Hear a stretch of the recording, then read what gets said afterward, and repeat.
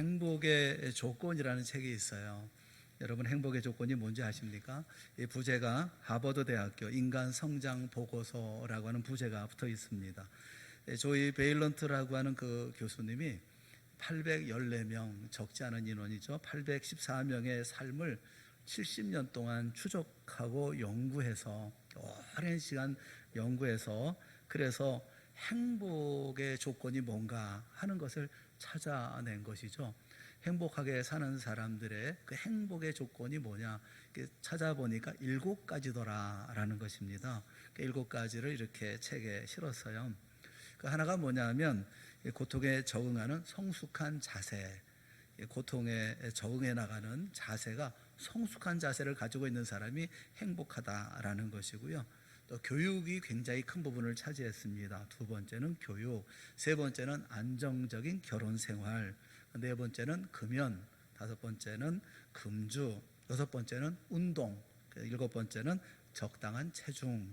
그런 것이 다 행복의 조건이라고 그래요. 7가지 조건이 행복을 이루는 조건이더라라는 것입니다. 그런데 제가 말씀드리려고 하는 것은 이런 연구를 하는 과정 가운데 이분이 모든 사람에게 공통적으로 물었던 질문이 있었다는 겁니다. 모든 사람에게 같이 물었던 질문이 뭐냐면, 오늘 당신을 설레게 하는 것은 무엇입니까? 라는 질문이었다고 그래요. 그 질문에 설렘을 가지고 삶을 시작했던 사람들에게 오히려 행복한 삶을 살았던 사람들이 많더라라는 거죠.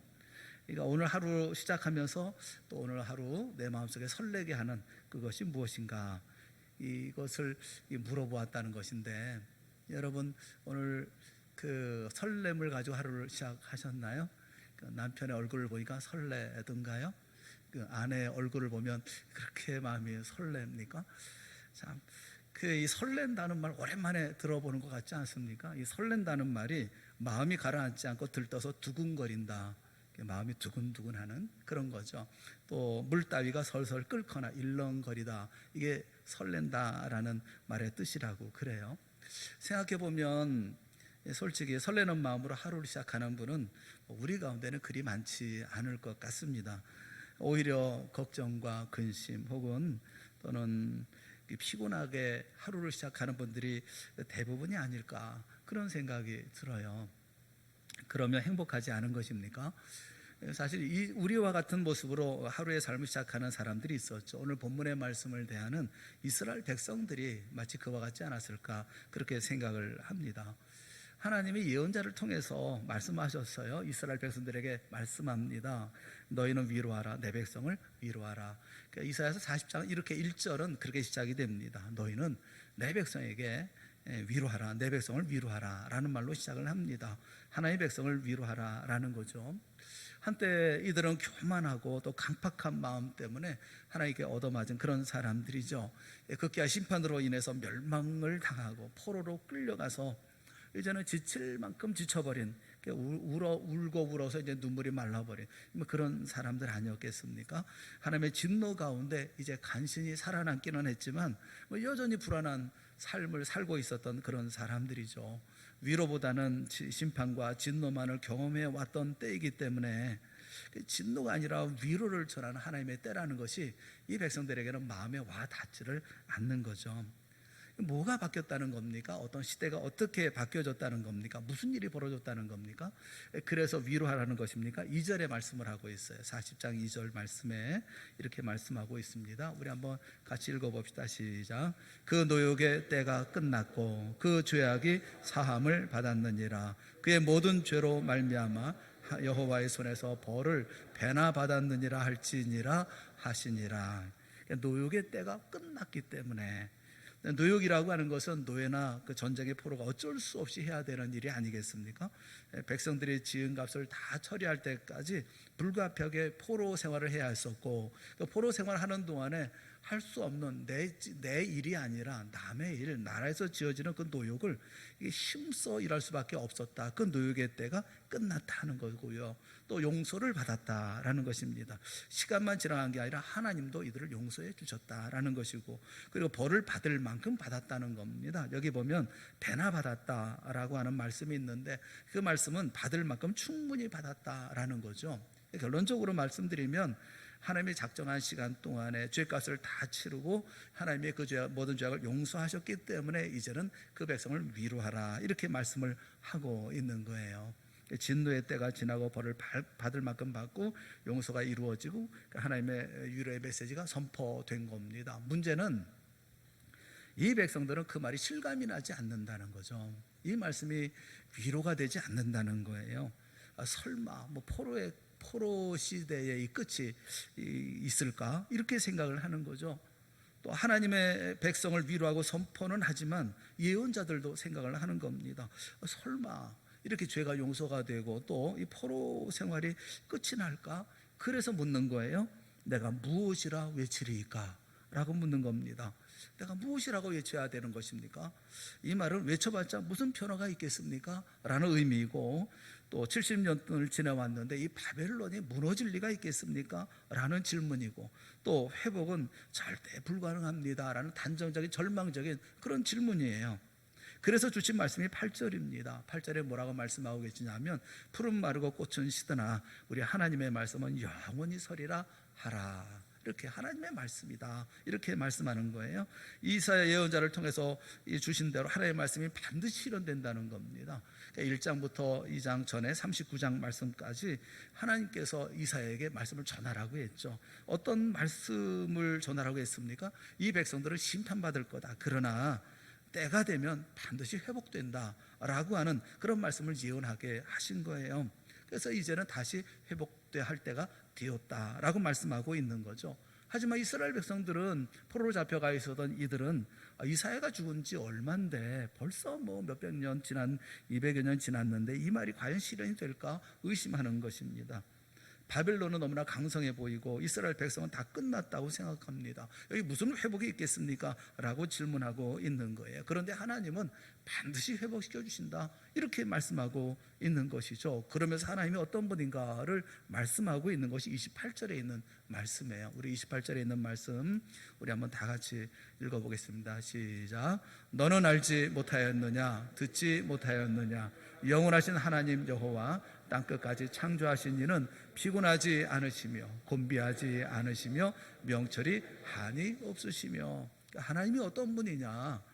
첫째는 인간의 시간과 공간의 제한을 받지만 하나님은 영원 전부터 영원 후까지 계신 분이다. 두 번째는 하나님은 땅끝까지 창조하신 분이다. 하나님은 우주와 인간을 창조하시고 통치하고 다스리고 계시는 분이다. 세 번째는 하나님은 지치거나 피곤해하지 않으시는 분이다. 하나님의 능력은 무한하고 그 힘은 날마다 새롭기 때문에 하나님은 지치는 법이 없다. 도중에 포기하시는 분이 아니다. 네 번째는 하나님의 명철은 한이 없다. 그의 지혜와 그의 지식은 무궁하고 그의 분별력과 통찰력은 완벽하다. 그렇기 때문에 하나님에 대한 생각과 관점을 바꾸라는 거예요. 너의 인생의 미래 날들의 관점도 바꾸라는 거예요.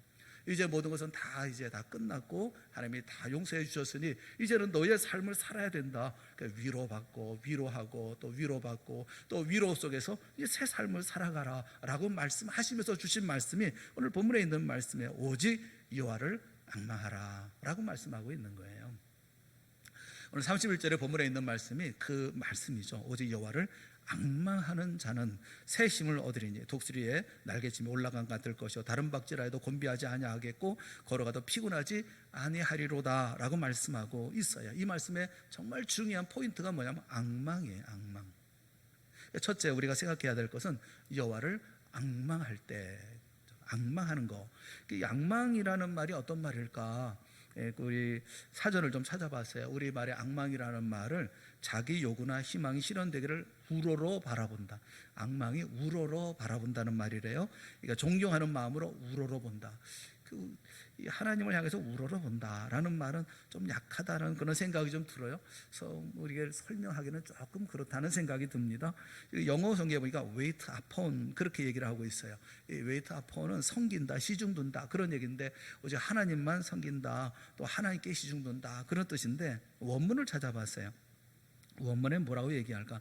베코의 예호바, 이게 여호와를, 오직 여호와를 앙마하라. 베 그리고 엔드 이런 말인데, 오직 콰바, 그러니까 오직 여호와를 여호와를 앙마한다. 이 콰바라는 말이거든요. 앙망이라는 단어가 콰바라는 단어예요. 이 콰바라는 말이 뭐냐면 꼰다라는 말이다. 묶는다, 그리고 고대한다, 이런 뜻을 가지고 있어요. 그러니까 비틀어서 하나로 묶는다, 그렇게 얘기를 하고 있는 거죠. 비틀어서 하나로 묶는다, 이게 앙망이라는 거예요. 설명하기 위해서 제가 사진 하나를 보여드리려고 그러는데, 이게 뭔지 아십니까? 이걸 쌀이비라고 그럽니다. 쌀이비. 대나무 쌀이비이기도 하고 쌀이로 만든 쌀이비이기도 하고, 이 비는 보통 여기서는 잘 안 쓰잖아요. 군대에서는 많이 사용해요. 군대에서 이 쌀이비 가지고 이렇게 낙엽도 쓸어내고 하는 그런 일들을 많이 하는데, 이 쌀이의 가지가 쫙 뻗어 있는데 그 가지를 전부 다 잘라 가지고 이거 묶어 가지고 이제 빗자루를 만든 겁니다. 그 쌀이의 그 뻣뻣하고 단단한 그런 가지들이 쫙 여기저기 뻗어 있고, 산지 사방으로 다 뻗어 있는데, 그걸 다 잘라 가지고 묶어 가지고 빗자루로 사용하는 거죠. 그래서 여기 콰바라는 말이 뭐냐면 이렇게 묶고 하나가 되게 하고, 그래서 이게 하나로 사용되어지는, 이것을 이제 콰바라는 말을 설명하기 위해서 사진을 보여준 거예요. 사진 좀 치워도 되겠습니다. 예. 예. 쌀이 꽉 묶는 거예요. 묶는 거, 하나로 묶는, 전부를 하나로 묶는 거, 묶는 것을 콰바, 그걸 앙망이라는 거죠. 그래서 이거를 좀 더 설명을 하기 위해서 몇 가지로 나눠서 볼 수가 있는데, 첫째가 뭐냐면 앙망한다는 말은 바라본다, 아니 의지한다라는 말이고, 의지한다.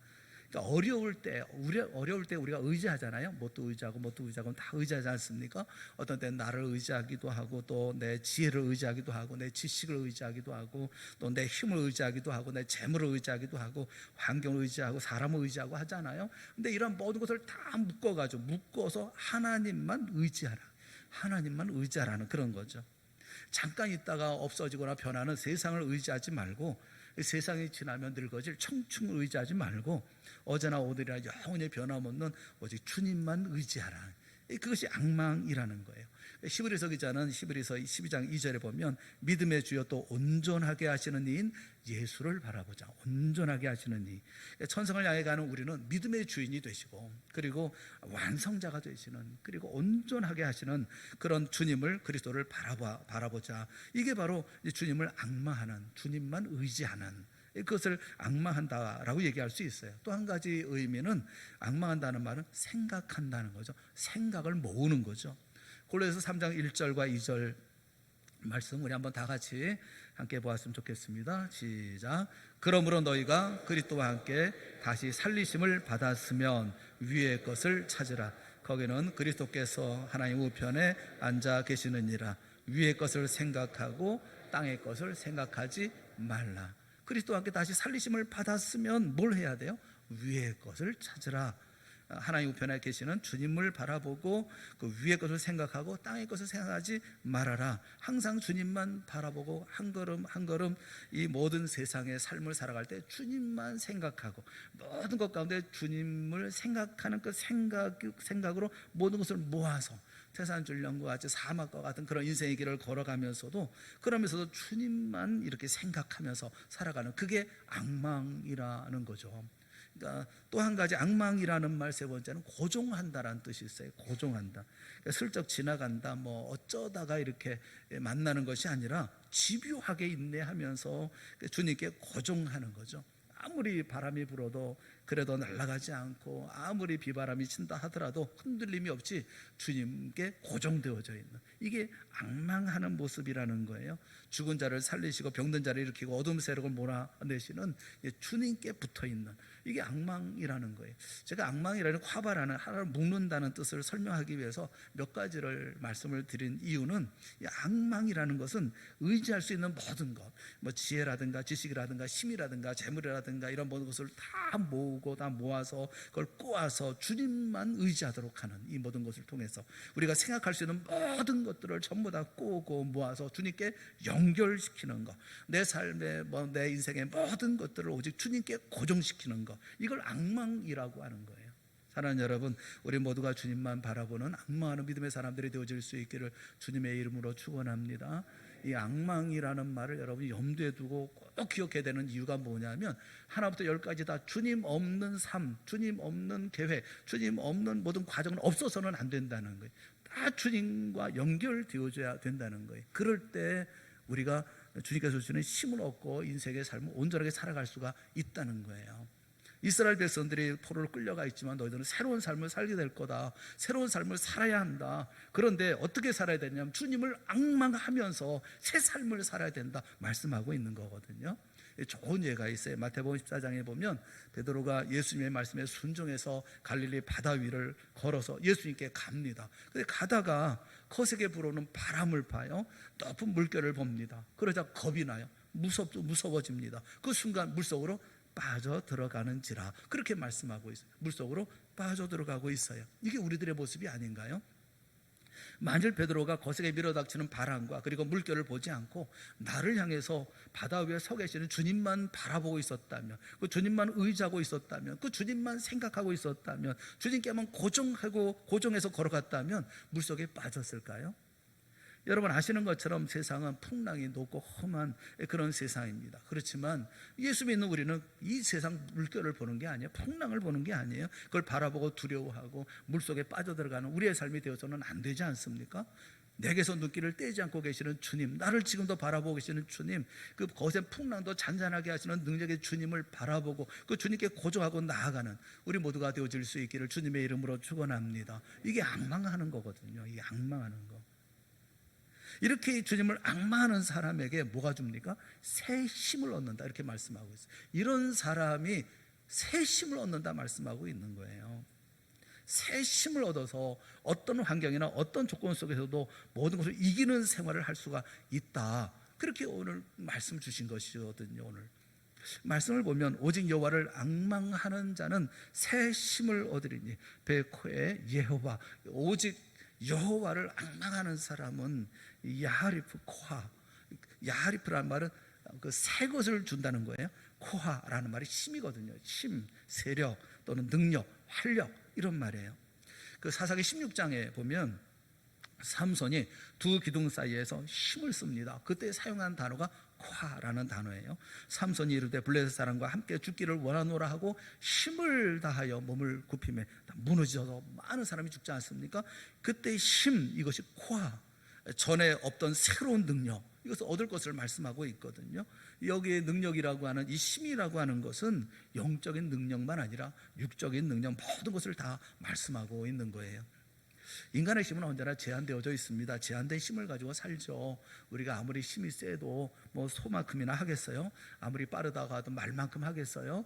뭐 아무리 높이 뛰기도 벼룩도 자기 몸에 몇 배를 뛴다고 그러잖아요. 우리도 거기에 미치지 못하잖아요. 우리의 체력이라든가 우리 머리라든가 지혜라든가 인내력이나 상상력 다 제한되어져 있지 않습니까?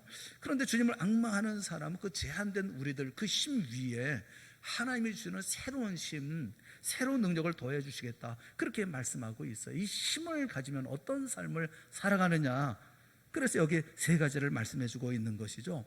이 세 가지를 그 다음에 계속해서 말씀해 주고 있어요. 이 세 부분에 대한 말씀, 독수리가 날개치며 올라간 같을 것이요 다른 박질하여도 곤비하지 아니하겠고 걸어가도 피곤하지 않는다고 세 번 말씀하고 있는데 이 부분을 둘로 나눠서 말씀을 생각해 보려고 합니다. 첫째 주어지는 새 힘이 뭐냐, 그 말씀이 첫째는 주님을 앙망하는 사람은 독수리가 날개치며 하늘 높이 올라가는 것 같은 힘을 얻을 것이다 라는 거예요. 독수리가 날개치며 올라감 같을 것이요, 새 힘을 얻는 사람은 독수리가 날개치며 올라감 같을 것이요. 그러니까 독수리가 날개를 활짝 펼치고 퍼덕이면서 그러면서 힘차게 하늘로 치솟아 올라가는 그런 모습을 우리에게 말씀해 주고 있죠. 그러니까 우리에게 힘을 주셔서 이렇게 다 날아가는 거냐? 그렇지 않아요. 그 말씀을 이렇게 보면서 예전에 있었던 노래가 있습니다.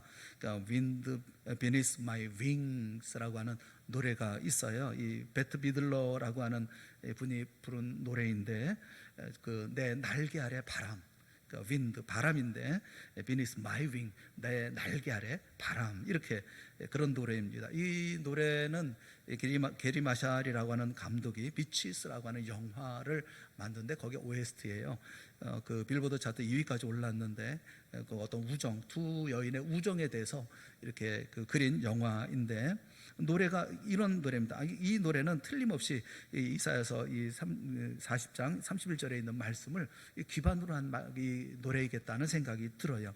어떻게 이 가사가 되어 있냐면, 내 날개 밑에, 내가 날개를 펼 때 날개 밑은 분명히 추웠을 텐데, cold, 추웠을 텐데, 그런데 그리고 얼굴에 한 번도 햇빛도 비춰지지 않았을 텐데, 날개 밑에 바람이죠. 내 날개 밑에 바람이 있는데 그 바람은 분명히 찬바람이어서 추웠을 것이고, 그리고 햇빛도 비추지 않았을 텐데, 그런데 나를 밝게 해주는 것은, 또 만족하게 했던 것은 바로 당신 바람입니다. 그게 바로 당신입니다.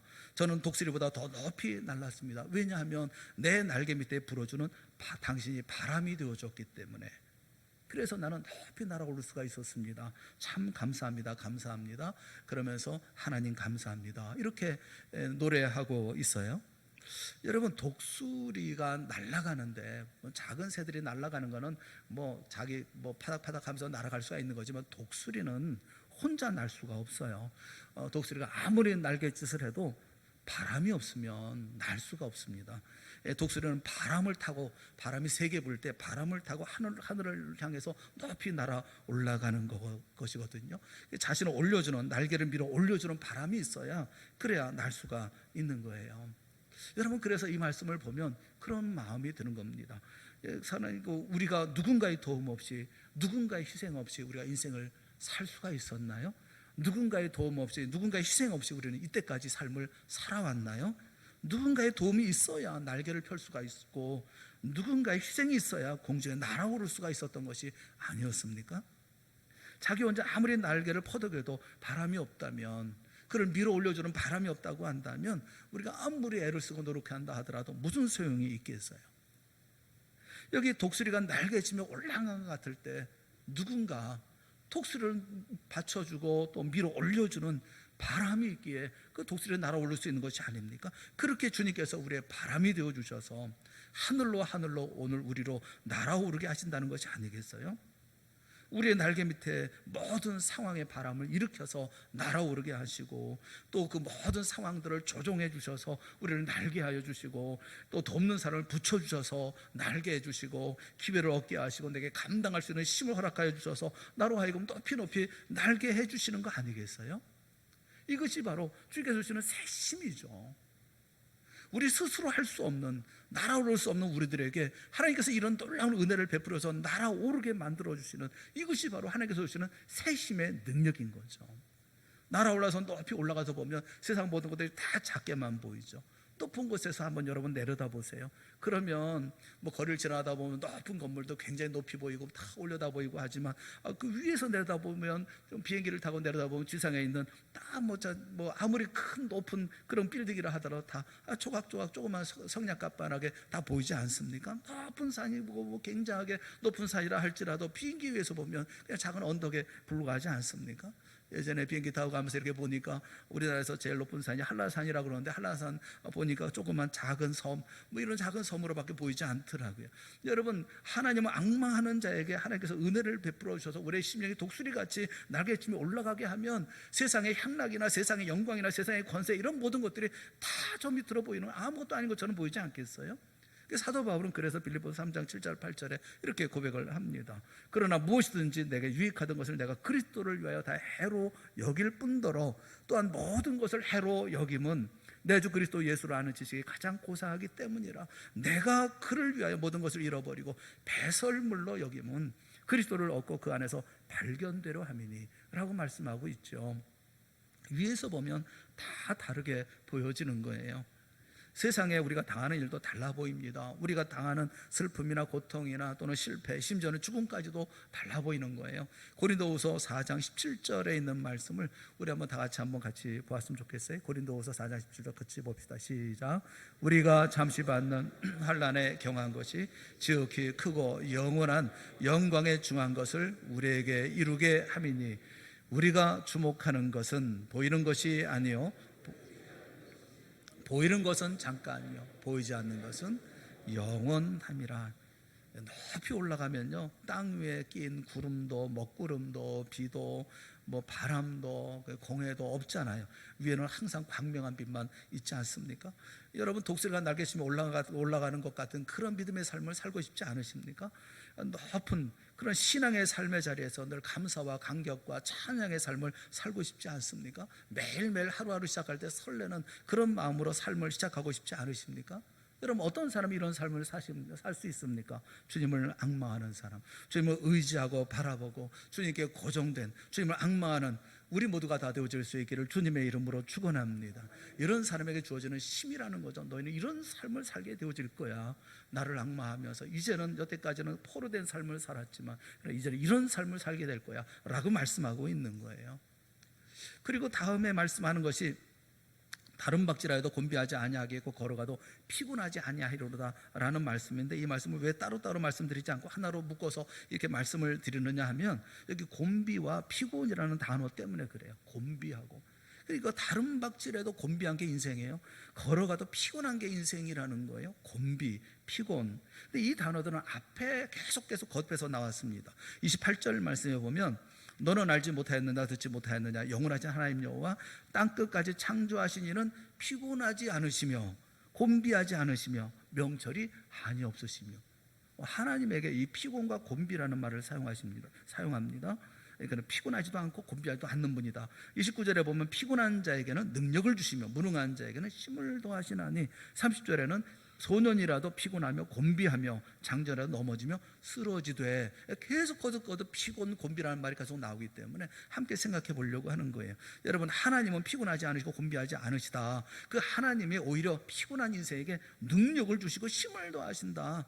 인생길을 창창한 소녀도 인생이라는 것은 피곤하고 곤비하고 장전이라도 넘어지고 쓰러지는 것이 인생인데, 하나님을 앙망하는 자에게는, 그런데 하나님을 앙망하는 자에게는 다른 박질하게도 곤비하지 않을 힘을, 또 걸어가도 피곤하지 않을 새 힘을 주시겠다라고 말씀하고 있는 거예요.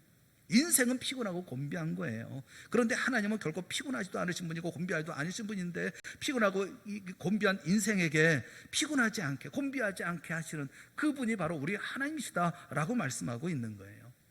사랑하는 여러분, 인생은 누구에게나 누구를 막론하고 다 피곤하고 곤비합니다. 특별히 다름박질할 때, 걸어갈 때 그래요. 여기 다름박질한다라는 말이 무슨 말이냐면 루츠라는 말입니다. 루츠라는 말이 달린다, 쇄도한다, 달려들다, 그런 의미를 가지고 있어요. 그런데 어떻게 어떤 마음으로 달려드느냐 하면 적대적인 태도로 달려든다고 얘기를 하고 있습니다. 적대적으로 쇄도합니다. 적대적으로 달려듭니다. 어떤 느낌이 들어요? 싸움이 벌어지고 있는 것 같지 않습니까? 싸움판이 벌어지고 있는 거죠. 전쟁터가 연생되지 않습니까? 전쟁을 벌이는 거예요. 전쟁터로 달려가는 겁니다. 쇄도하는 겁니다. 적대적인 태도로 달려가는 겁니다. 또 루츠라는 말이 어디에도 사용됐느냐 하면 도망한다, 피신한다, 그렇게도 사용됐어요. 이게 도망하는데 어떻게 도망합니까? 생명 걸고 도망하는 거예요. 필사적으로 도망하는 거예요. 심지어 말을 타고 달릴 때에도 이 루츠라는 말을 썼어요. 그러니까 인생이 그런 거예요. 아주 속도를 붙여가지고 막 달리지 않으면 살 수가 없는 거예요. 그래서 야나, 곤비하다는 겁니다. 야나, 곤비하다, 지친다, 피곤해진다, 혹사한다, 그런 뜻을 가지고 있는 게 이 야나, 이 곤비하다라는 말이에요. 사랑하는 여러분, 주님을 앙망하지 않고 살면 인생은 전쟁터예요.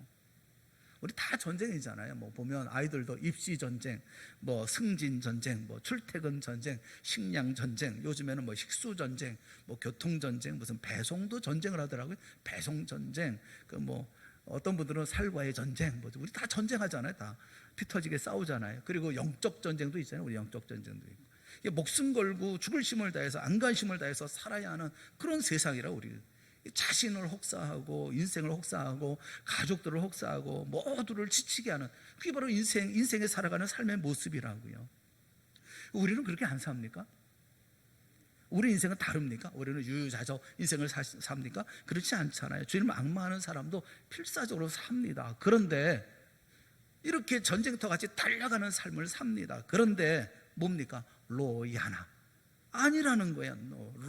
로라는 말은 아니라는 겁니다. 곤비하지 않는다는 거예요. 그런데 곤비하지 않아요. 지치지 않아요. 혹사하지 않아요. 피곤하지 않아요. 새심을 가지고 살아가는 사람은 전쟁터를 살아가도, 전쟁터를 달려가도 피곤하지 않아요. 여러분, 이기는 싸움 해보셨어요? 이기는 전쟁 해보셨어요? 이기는 전쟁이 힘듭니까? 지칩니까? 하면 할수록 신나지 않나요? 이기는 싸움은요, 즐겁고 행복하고 만족스럽습니다. 하면 할수록 더 힘이 납니다. 싸움이 끝나면 피곤합니까? 싸움이 끝나, 전쟁이 끝났어. 아이고, 이제는 지쳤어. 그게 쉽니까? 여러분, 이스라엘 백성들이 홍해를 건널 때 그들이 얼마나 다급한 마음으로 건넙니까?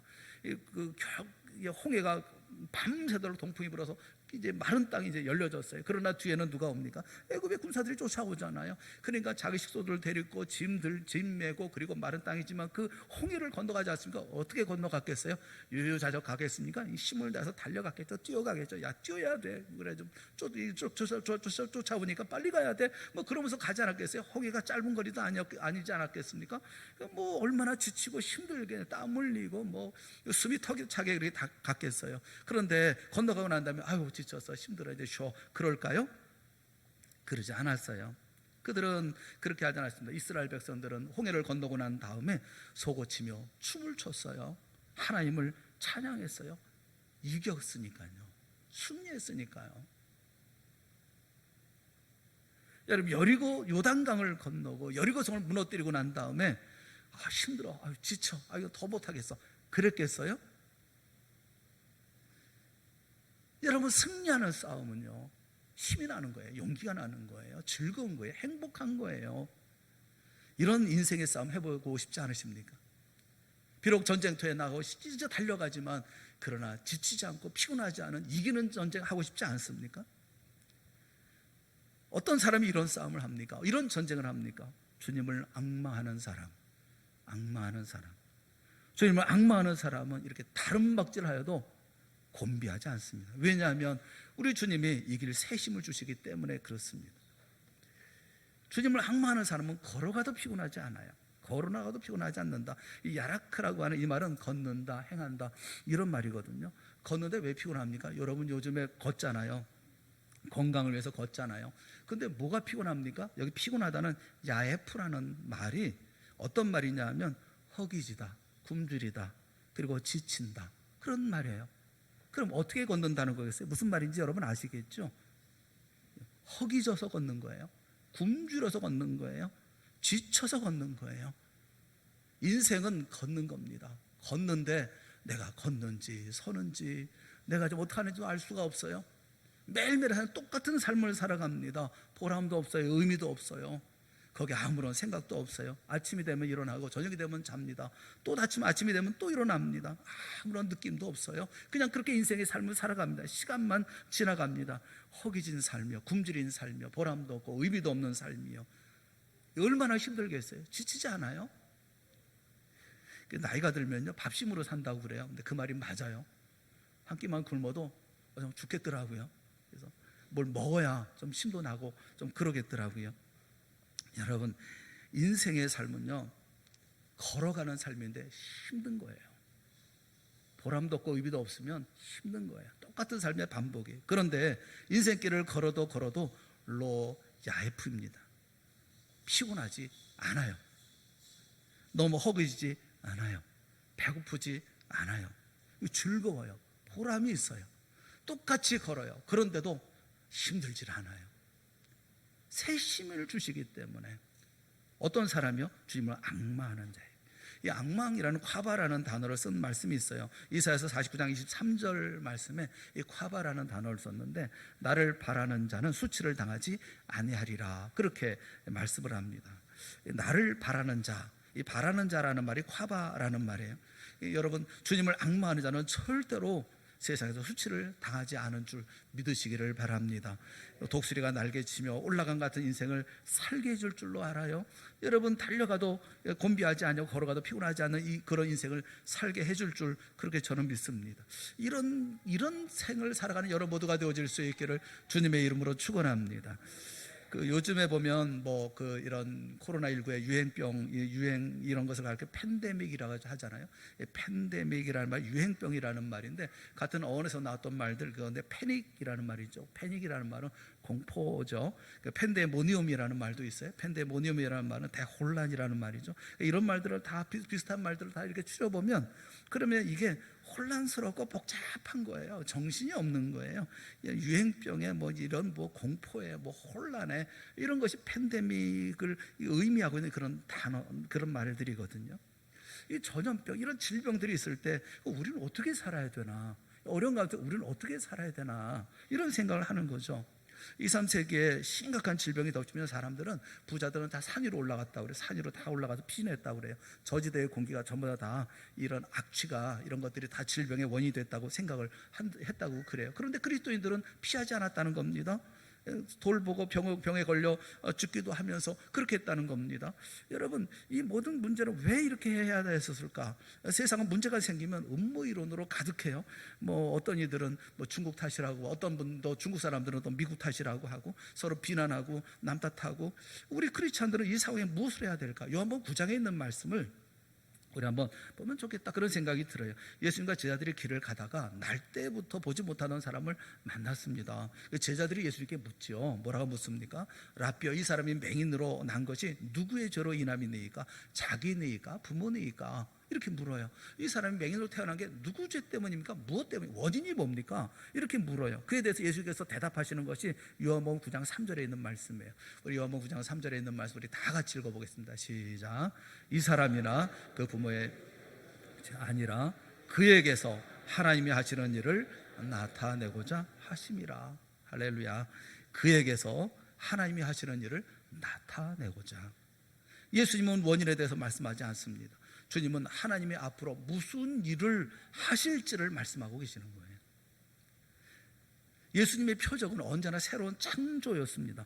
예수님 물로 포도주를 만드시고 병자를 고치시고 굶주린 자에게 음식을 주시고 눈먼 자를 보게 하시고 죽은 자를 살리십니다. 이 모두가 하나님이 하고 계시는 새로운 일을 선포하는 표적이라고 말씀하고 있어요. 지금 하고 계시는 그 일이 표적이라고 말씀하고 있어요. 우리는 어떤 삶을 살아야 됩니까? 우리가 세상에 치여서 살아서 되겠습니까? 세상에 주눅들어 살면 되겠습니까? 세상 모든 사람이 살아가는 것처럼 피곤하고 곤비한 삶을 우리가 살았어야 되겠습니까? 여러분, 우리는 하나님의 백성답게 살아야 되고 하나님 나라의 자녀들처럼 삶을 살아야 되는 것이 아니겠어요?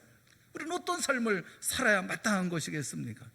사랑하는 여러분, 고개를 들어서 눈을 들어서 주님을 앙망하는 우리 모두가 될 수 있기를 바랍니다. 그래서 주님이 주시는 새로운 힘을 얻는 우리 모두가 될 수 있기를 바라요. 비록 전쟁터 같은 이 세상 속에서 허기진 인생길 속에서라 할지라도 끊임없이 앞을 향해서 나아가는, 전진해 나아가는, 매일매일 주님께 하나님이 하시는 일을 나타내며 삶을 살아가는 믿음의 사람들이 되어질 수 있기를 바랍니다. 하루하루의 삶이 설레임으로 살아가는 우리가 되어줘야 되지 않습니까?